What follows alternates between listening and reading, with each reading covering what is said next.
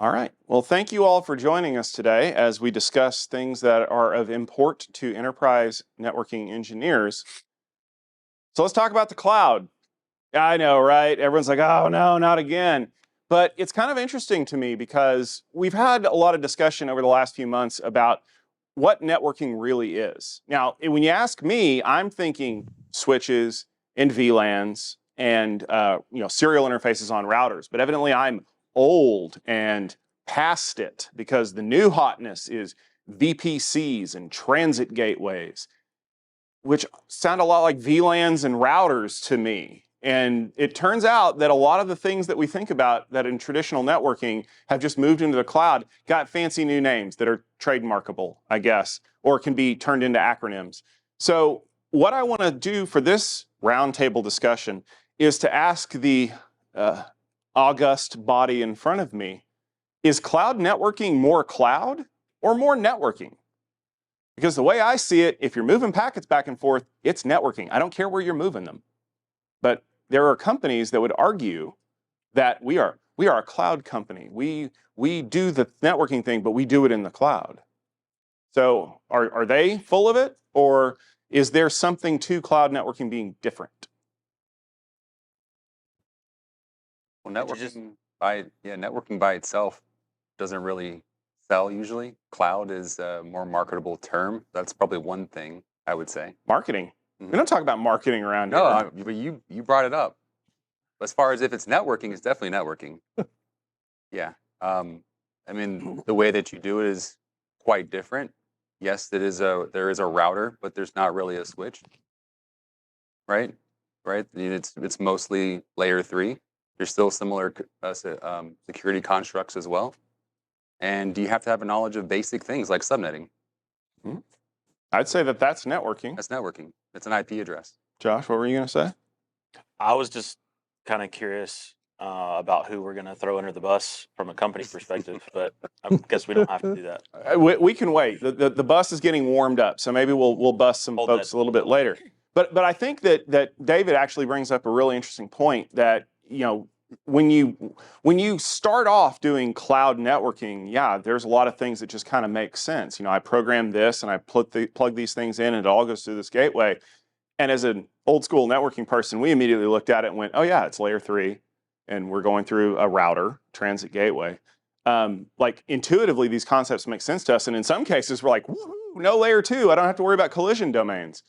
But does that abstract away some of that important knowledge that we have, because now I don't have to worry about spanning tree and bridging loops and all the stuff that, well, quite frankly, used to be the old CCNP switch exam.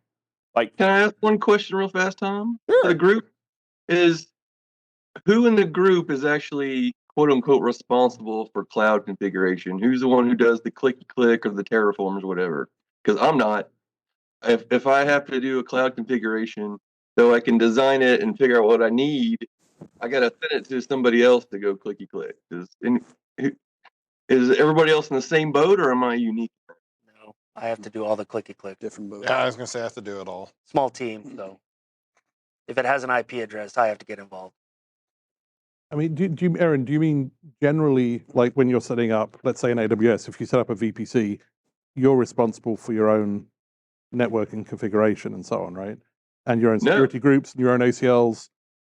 No, absolutely not. So I'm basically architecting things that people let me architect and telling them what to click on.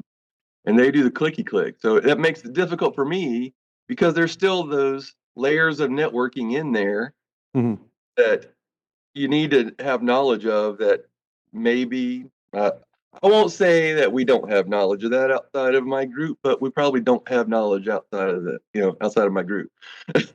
But that's normal, though. I know we're straying slightly, but that's normal with most things in cloud compute, cloud operations, right?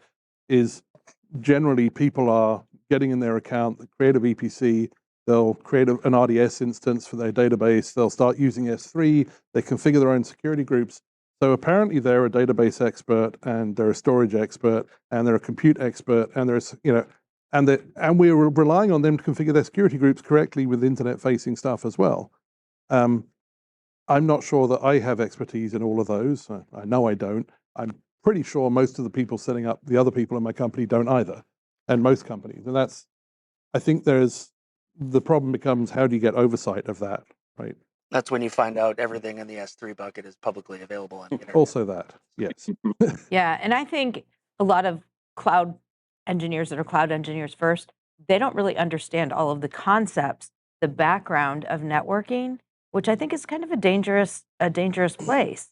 So they might be setting things up, but not really know what it's doing, because all they're doing is clicking, and they might not have the education. Well, but to go back to his point, the marketing says it is real easy, because I can start this up. I have a dashboard. I click a couple of things, and it's done, right?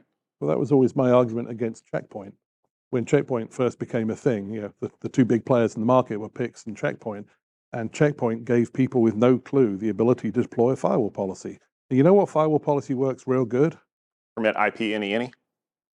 Right. Mm-hmm. I mean, and actually, I have seen the same in AWS and various places where people can't figure out their security groups, and so they just open it up wide until it works. And I think there's a feeling of, I'll go back and fix that later when I figure it out.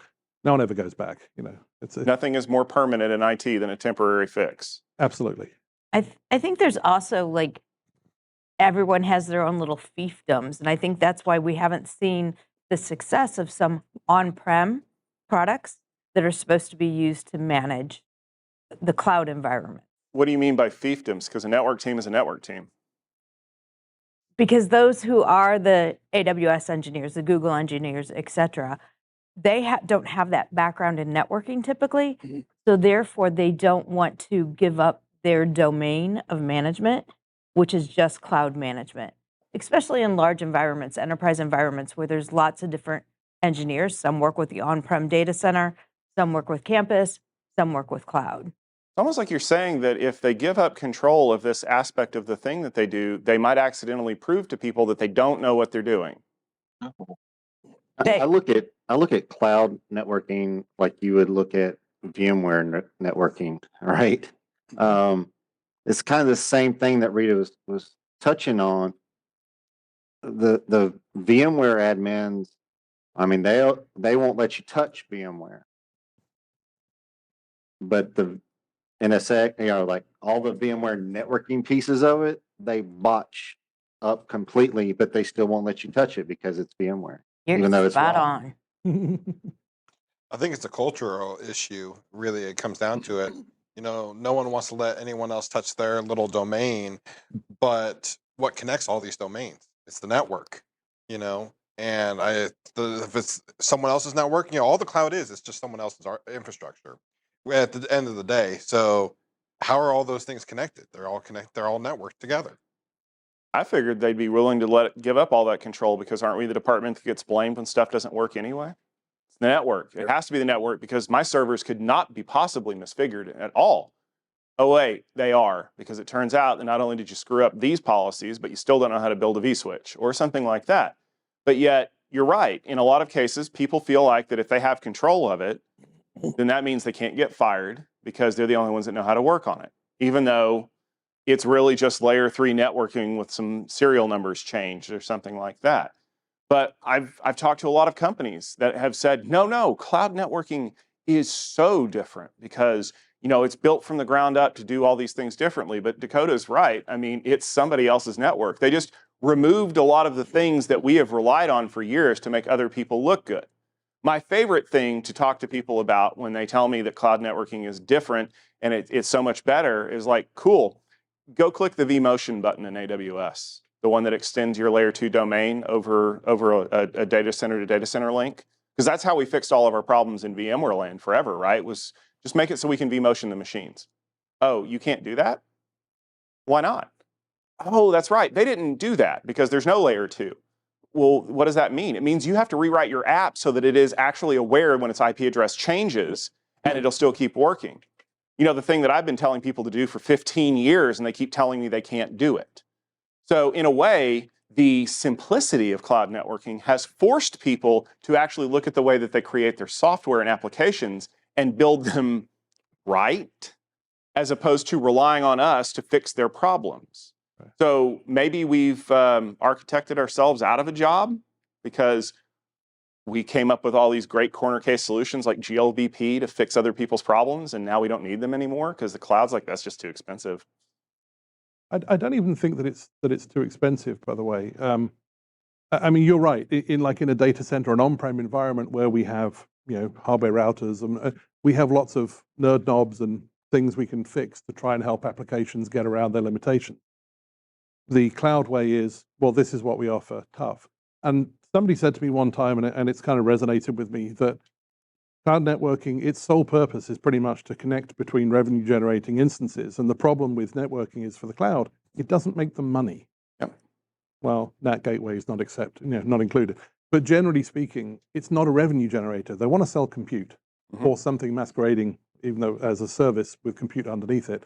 Networking is not a money maker for them. So they keep it basic, and you get what you get. There are no nerd knobs on it. And go ahead. I was going to say, I think that's why the cloud, they've really only abstracted the physical layer and layer 2 from traditional network engineers. The layer 3 is still their design. Like to Aaron's point, he designs the cloud networking. He may not do the clicky, but he does the design there. So that includes probably IP addressing, your sizing, and then just whatever the cloud's fancy names are for static routes in there, route servers, if you're, wanting to extend the BGP routing that's in the cloud and things like that. So it's just another layer of abstraction. And because that costing model isn't in there that they can make money from it, that's probably why the clouds haven't abstracted all the rest of it away either. What's their motivation? What's the driver? Exactly. Well, I mean, we can flip the script by rewinding the clock 10 years, and that was the situation with VMware forever. A vSwitch was about the most simple thing that you could do, right? I mean, it had some additional functionality like distributed vSwitches and stuff like that. Networking did not become a big concern for VMware until they bought Nicira. And so when they started implementing NSX, now networking is a very critical thing that you need to work on, because now we have a way to sell you a product to do the networking that you should have been doing all along. We're not going to install better software in our product to do better networking because we can't charge you for it. And before anybody that is a VMware fan comes after me, everybody does this. It's not important until I can find a way to sell you something and make it important, whether it's a cell phone or a laptop or a car. If we don't make it, I don't care about it. But as soon as I start making it, it's magical and critical and all other kind of superlative adjectives that now mean you should buy this from me. And we're starting to see that in the cloud, right? If it doesn't run in AWS, I don't care about it until Amazon makes a new service that they can charge you a penny per instance for. And now all of a sudden, you really need this.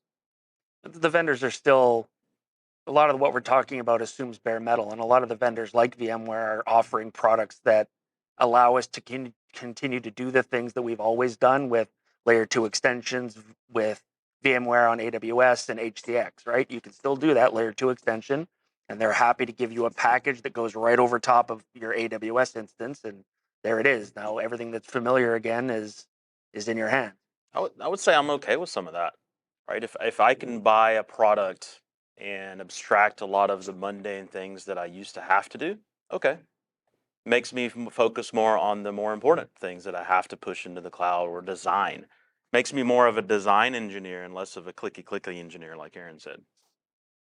Well, I'll argue with you, Josh, on that. Is enabling everyone to do the same thing or a similar thing is kind of dangerous, because I've seen that where you basically copy on-premises stuff to cloud. It's like, why do you have highly available firewalls in your cloud instance? I don't understand what you're doing, right?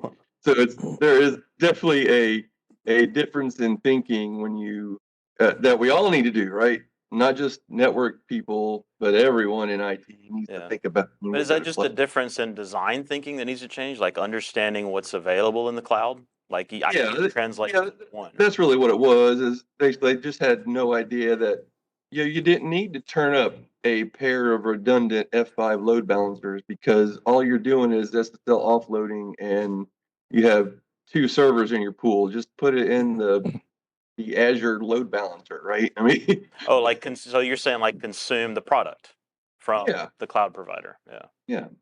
But they told me forever that I had to do things in pairs or it wasn't right. Mhm. Or I had to design using this validated design document that says that you have to do it this way. And I learned that already, and I don't want to have to learn it again. But And that's you have it in pairs. You just don't know you have it in pairs. You probably have it in like 7 copies, and you just don't even know. well, but that's a thing that we've struggled with for a long time is this idea. There's 2 reasons to do something in pairs. It's because you need it to be redundant or you need it to be scalable. Well, cloud solves the scalability problem, right? Everything is elastic. I can throw as many CPUs at this instance as you need to make it push as much traffic as you want, provided your credit card isn't maxed out. But redundancy is another thing that we run into quite a bit because a lot of the reason why we build certain things the way that we do is because we believe that things need to be done a certain way. And all right, I'm going to knock down another ivory tower, this whole concept behind multi-cloud networking. Why? Every time I ask the question, the answer always comes back to some form of arbitrage. Azure was cheaper for 28 minutes on a Wednesday in May, and I want to be able to swing all of my workloads over there. Now, that's what they won't tell you. It's what they hint at, because what they'll tell you is it needs to be redundant. I need to be able to send all of my traffic to Google Cloud when Amazon US East 1 goes down. By the way, don't put everything in Amazon East 1, please. Just don't. But when I tell them, well, you can solve that problem with availability zones, with regioning, you can fix this problem in the cloud itself, it always comes back to, I want to save $4 on these instances for 27 minutes on that Wednesday in May, and the rest of the time it's going to live over here. Or it's cheaper to store stuff in Azure right now, and it's cheaper to run the compute on it in AWS, so I need to separate these resources so that I can, afford my $128,000 cloud bill this month. So are we replacing the old problems of stretched layer 2 OTV links and replacing it instead with, I have to make the multi-cloud networking more complicated than it needs to be because some decision maker likes to see the number go down? Yes. Thank you. I think that Good job, Tom. the problems become worse. How did it become worse? So now you're not dealing with 1 data center, 2 data centers. You're dealing with 3 different cloud providers with different implementations of the same technology. You've got to tie that all together, and it just seems like the good thing about the cloud is that it's taken a lot of the stupid networking tricks that we've used in the past away from us and forced us to reevaluate how we deploy our applications. But you still have to connect your on-prem load to the cloud. Who's doing that? Are the cloud engineers doing that? They're probably not doing that. And all of this architecture work, and I think to Joshua's point, the clicky, I'm going to turn the nerd knob, that's going away. It's more design thinking now, multi-AZ, multi-region, things like that. Site reliability. All these things can be, these disasters can be mitigated with just good architecture. Goes back to good marketing. The person who's actually paying the bill for the cloud likes to see the numbers go down. They don't care that how much it takes and how much more complicated you're making it. If you can somehow do it a little bit cheaper by going a different path, that's what's going to drive it. Well, I fixed that problem with regular network engineers with a different analogy that's very apt and very horrifying. Well, we have deployed a whole bunch of Cisco gear, but Juniper was cheaper this month, and I know that the CLI is completely different, but you can learn it because it was cheaper. And everyone out there just went, we don't do that. Like, why do we let that happen in the cloud? Why do I have to shift from VPCs to VNets, from this concept to that concept, because someone decided, 3 pay grades above me, that this is the way things need to be done? Because somebody at a trade show giving a talk said that that's how they do it. I don't see that use case as much in multi-cloud, to be honest. What- The use case I see most is there's a specific service or offering in one of the cloud providers in GCP that the team that's managing that application chooses to use versus other teams that choose to use AWS, which does come back down to a cost, but it's not so much trading the same compute between them. It's more of the application's steady state is in a particular cloud, and you need the connectivity between them. And that's part and parcel of what cloud companies do, is they want to build services that create lock-in. Like, I promise you, if there's something that everybody in Google Cloud is using, that people want to use that, it'll be in AWS in about a month. It may not be perfect, but it'll be good enough that people who are thinking about switching don't want to switch anymore. But you're right. Like a lot of places are like chasing those features. I mean, we've done stories on the Gestalt IT rundown, which by the way airs at 12:30 Eastern time on Wednesdays, where we talked about the fact that like Google Cloud has basically said we're going to make it free to move data back and forth between clouds. They basically said we know that nobody wants to stay on us. They may want to start on us, but like they're kind of admitting defeat in a lot of those cases. That was a recent story, by the way. But like something as simple as like egress costs. Like, man, they make it real easy to get our data into the cloud, right? But then they look at what it costs to get out, and then they blame us because they're like, well, it shouldn't be that difficult to move data around. Like, it had nothing to do with pipe. It had everything to do with the fact they don't want you to leave. So then that's why they're like, okay, well, can you move part of it over here a little bit at a time, and we can slowly balance things out so we're not getting smacked with like thousands of dollars of egress this month? I would argue that maybe we've gotten so good at these stupid networking tricks to make things work on site that now they're expecting us to do the same stupid networking tricks in not our networks. Like, well, you guys solved this problem the last time. We're not wizards. Yeah, I think it's, from my perspective, it's not just a networking problem either, right? When we're talking compute and storage, right, we've got to consider that there's a lot of different compute vendors, a lot of different storage vendors. And the DevOps community has realized, right, I've got to move these workloads in these different clouds. So how can I abstract and just declare something that works in Google or Amazon or Microsoft? So I think there's some interesting things coming that kind of move things along or forward, that we're not trying to think about where the workload sits, but I can declare and intent something that works anywhere. Intent? So I think, yeah. Did you just say intent? Intent, yeah. Man, now you're taking me back to those heady days of 2018 when we started talking about intent-based networking. And that's actually where I was about to go with this, is the way that you abstract this technology so that it works on every cloud and works with every use case is that you don't worry about the command line or Route 53 or whatever Microsoft calls that service. It's that you build a policy and an intent and you say, I want to declare that the network is going to look like this when you're done.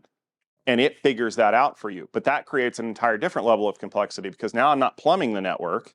I didn't call you a plumber. I just said plumbing. But what you're Still a maintenance man. What you're realistically doing is trying to figure out, what's going on. And that's problematic when you teach an entire generation of networking engineers to do intent and not learn the fundamentals. Yeah, you may be able to build at that point, but troubleshooting is an entirely different concept, right? I've built this incredible thing. It works tremendously. Now I have to go fix it. Oops, I didn't learn all the previous stuff. And we moved everything to the cloud, so everything. You can't actually look at it. Well, I was going to say, you have no visibility anyway, so. Yeah.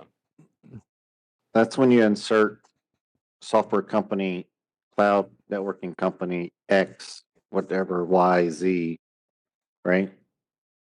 And let them handle it. Buy another product. Right. Yeah, buy another product. Every problem can be solved with a budget allocation. That's right. I think that's why we got ourselves into this mess in the first place. It's like, I really wish that I could make one router have one MAC address, but it really be two routers. And someone went, how much are you willing to pay for that? But I think it comes back to some of the problems that we're still running into is the traditional networking companies don't want us to believe that all of those skills that we have spent so long learning no longer apply. Okay, I get it. I can tell people out there that follow me that until I'm blue in the face that you still need to know how to subnet. You still need to know the difference between layer 2 and layer 3. But realistically speaking, do you? Like if you were starting out today and you decided you did not want to get your JNCIA, your CCNA, your FCNSA, whatever the entry-level certifications are, and you wanted to go get your AWS networking specialist, if that's even a thing, do you need to know the difference between layer 2 and layer 3?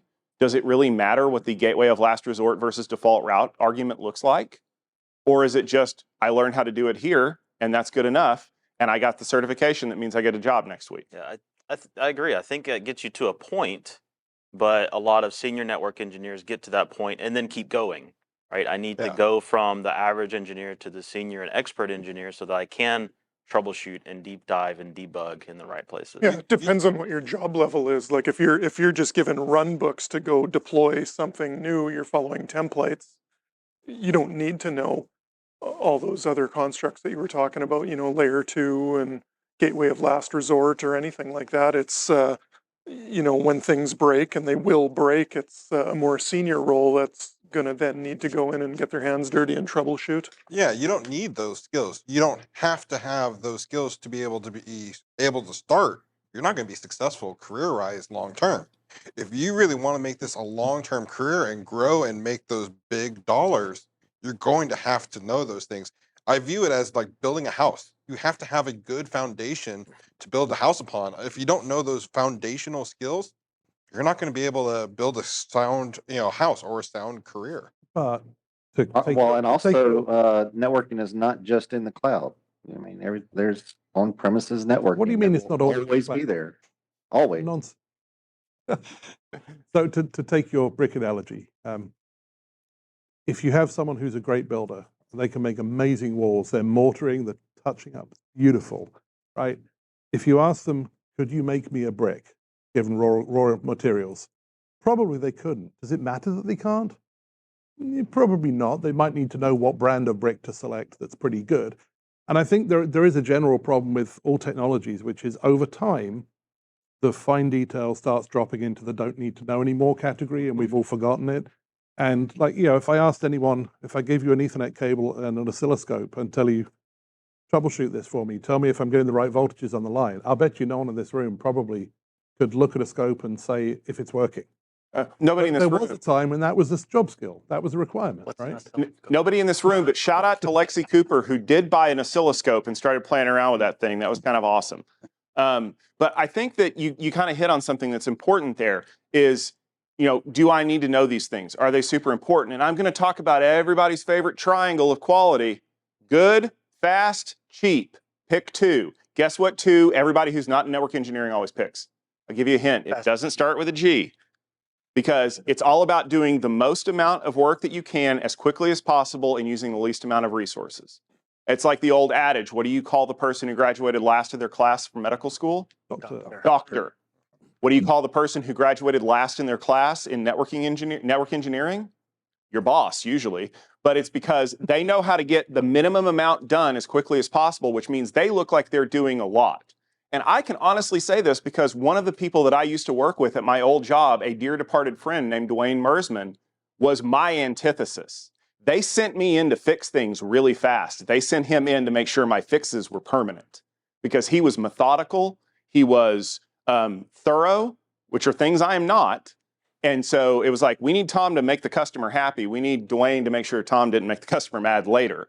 But that's a thing. We prioritize people who do things quickly. Everything just went down. Quickly fix the problem. Not let's get to the root cause of what's going on and make sure that this doesn't happen again. Because there's a good chance it won't happen again, right? So are we selecting out the people that we should be building up? To Josh's point, the senior engineer people are the ones who maybe want to get a wireless certification and they go, that amateur radio operator thing is a really great idea because it teaches me how signals work.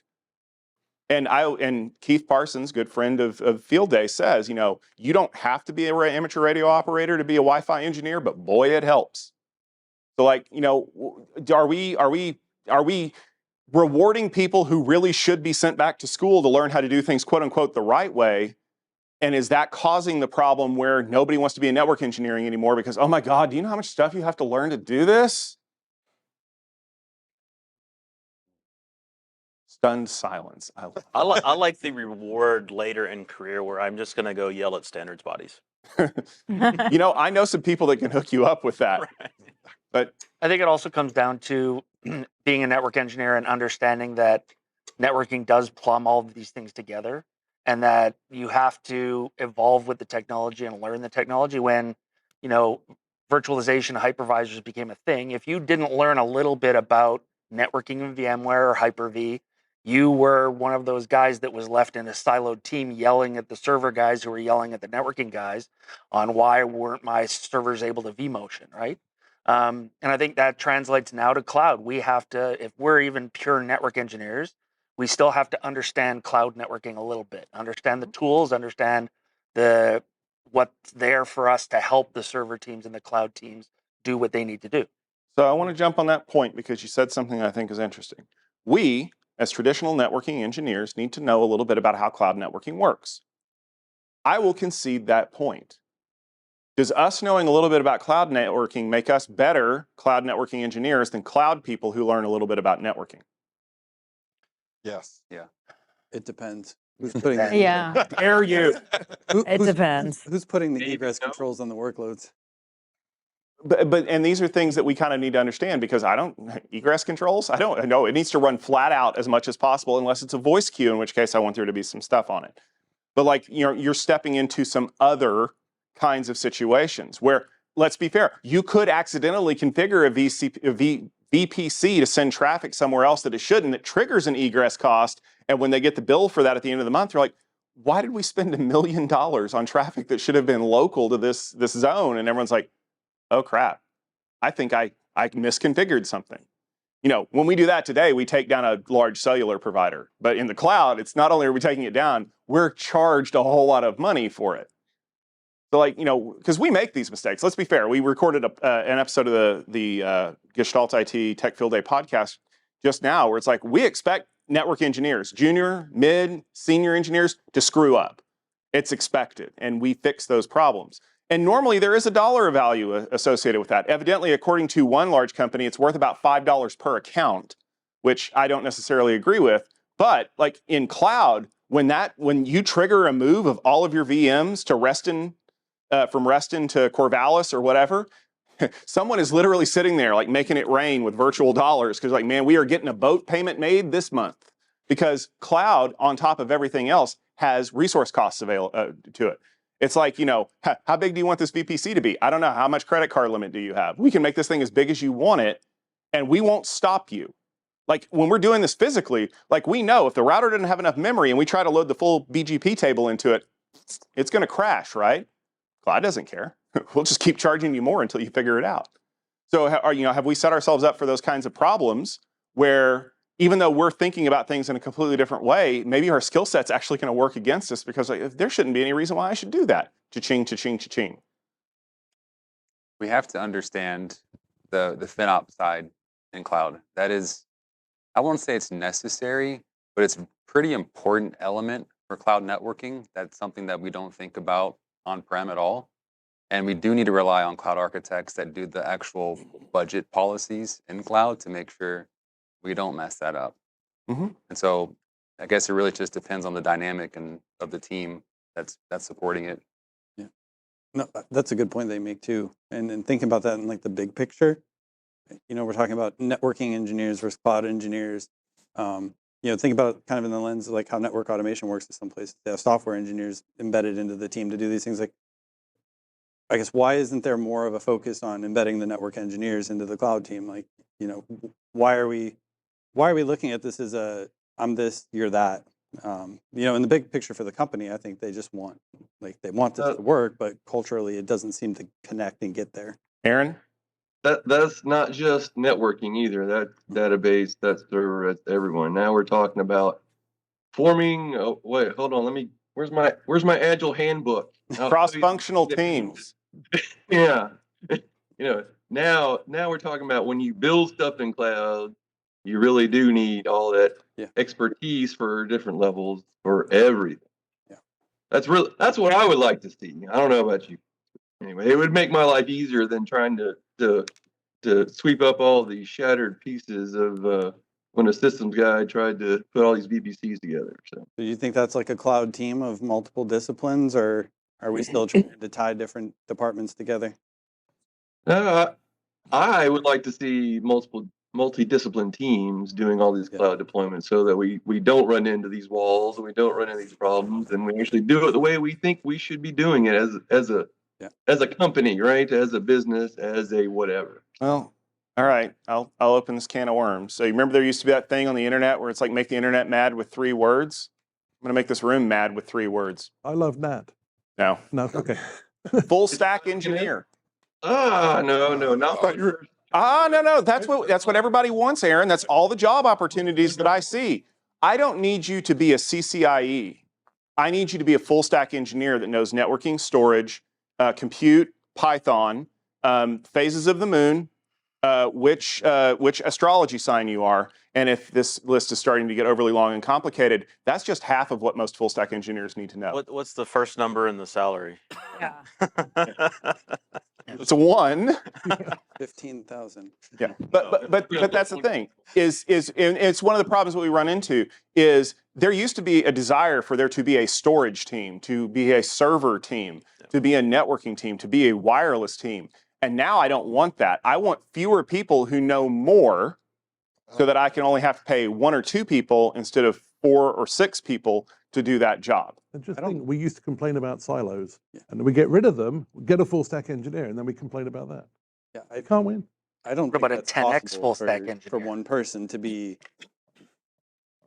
well versed in all of the technologies that are available. That's why, like what Aaron was saying, They're not going to be well versed, No. but they're going to Yeah, end up doing the job because the job's out there and someone's doing it. Mhm. That's actually the problem. I think is we've created this problem. Us as network engineers has created this problem by taking these jobs. You know, there is always someone willing to take these jobs for a smaller salary. And as more and more people do it, I'm seeing all these ugly looks I'm getting in the room. Yeah, you're right. It's Don't take the 100% job. true. There is always someone that's going to take these jobs for a lower salary, and it's going to set the industry trend. You know, because these companies and organizations aren't getting the pushback. So Well, it's lean, isn't it? It's the minimum viable brain to. Oh no, that's wrong. Well, BB? let's consider if a server is out, that server's down. Maybe that application or the application's running on it, if they don't have redundancy, can't be accessed. What happens when the network's down? Everybody's down. I wouldn't know. I couldn't text you to figure out if the network was down. But it goes back to the utility problem, right? Is that servers are nice until you deploy serverless, and storage is nice until S3 exists and all that other stuff. But at the end of the day, unless you are the black box machine at Langley and Mission Impossible, that data has to go somewhere, right?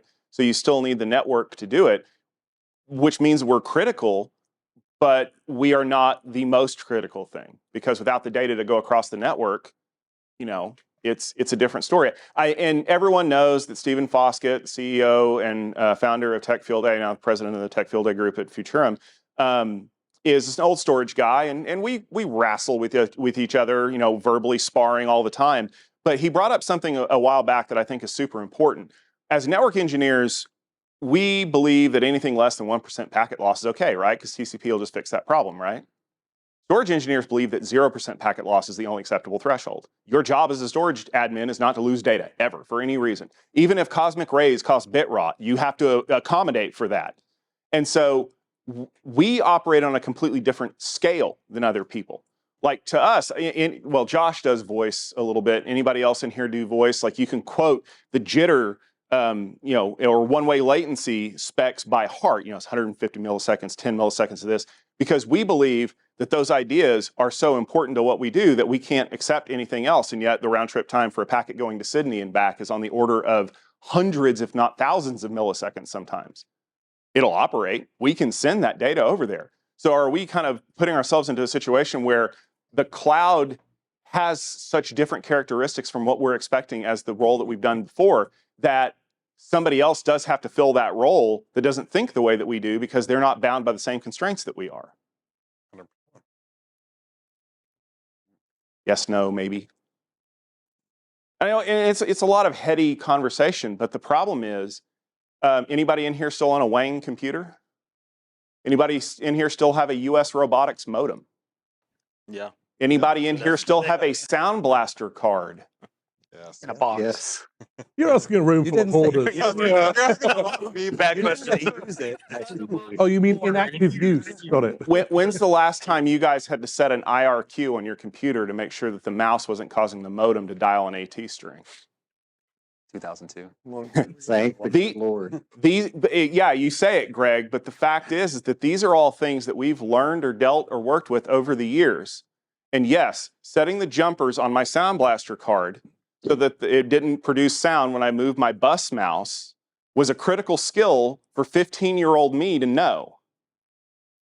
And 45-year-old me doesn't care anymore. Now I'm worried about VPCs and transit gateways and, you know, SASE overlays and intent-based networking, because Just like I tell every student that runs into me at Cisco Live, like, what's the most important thing you can tell someone who's just starting out? If the answer is, of course, never stop learning. The day you stop learning is the day you fall behind. But there's a lot that I have to forget too. Like, I took the BCRAN exam where you plug a 56K modem into a Cisco router for remote access. I'm never going to do that, but I had to know it at one point in time. And now, as I'm trying to displace that knowledge with, Alkira, Prosimo, Aviatrix, any one of a number of cloud networking companies that are coming up with these ideas, and they're telling me, you don't need to worry about any of that stuff anymore. We took care of it under the hood. Here's what you need to be concerned about. Part of me has to look at that thing and go, is this something I really need to worry about? Or, maybe it's time to open a taco truck somewhere. I think the point that was made earlier, kind of tying a few things together. First of all, we talked about communicating between like server teams and networking team. That was always a problem in the past. And it's like we spoke a different language. I mean, heck, we had a different model for TCP/IP versus OSI stack, right? If you were up in the Microsoft world, they had 4 layers and the names overlapped in a bad way. So I think it's kind of the same now with the folks who are running cloud services and setting up their own VPCs, their own networks, their own route tables within that VPC. And you've got the networking folks who are looking at the bigger picture infrastructure, and we want things done a certain way, but we've probably never actually communicated that to those people. Now, they might not understand it either, but that's kind of the gap to me, is that you've got a distributed implementation of all these tools, including security for your VPCs to a large extent. You have a network team who would like things done properly, but has no visibility or usually ability to go and fix things. And I think that's kind of where the breakdown comes, and that's where, whether it's an audit tool that's getting in there and looking at stuff, or whether you set up more of a landing zone approach to your cloud facilities where you request a VPC and it's going to be delivered for you with certain settings and things in place and certain restrictions in place, and then being monitored to make sure you don't do bad stuff. It's big. We've got to accept these people. That's how rude. the folks who are setting up their VPCs, the full stack engineers, full stack cloud engineer, they know enough to get their stuff running. They don't have that bigger picture, and they're not going to worry about voice, because how do you do QoS on AWS anyway? And it's the internet. That's all out the window. Minimum viable engineer. I like it. Yeah, that'll be that takeaway. Yeah, I'll put up my LinkedIn profile now. Everybody's got a new job title. Any last thoughts about this? I think we've kind of beaten this thing to death, but the problem, of course, is that it always comes down to complexity. This is not a, for lack of a better term, black and white issue. You can be a networking person who needs to adopt cloud stuff. There are a lot of them out there that have done it. They post on LinkedIn all the time that they've gotten some new cloud certification, and they're going to be gainfully employed for a long time. And there are cloud people who know just enough networking to be dangerous, right? Mm-hmm. Sometimes really dangerous. But the key is that we're finding what that solution is. And hey, listen, if anybody ever tried to configure ATM in the LAN, you know that there are a lot of really great ideas that don't survive production. And I think that what we're eventually going to find is that there is a happy medium. There's a path for us as networking people to kind of get to the new, for lack of a better term, utopia of the cloud, where our skills are still valuable because we know enough to help people out of a jam when they try to do the absolute minimum. We're my friend Dwayne coming in behind me to clean up the messes that I made. I'm much better now, by the way. But at the end of the day, now they don't let you touch the networks. Yeah, pretty much. Yeah. now that I write for a living instead of actually writing code or CLIs.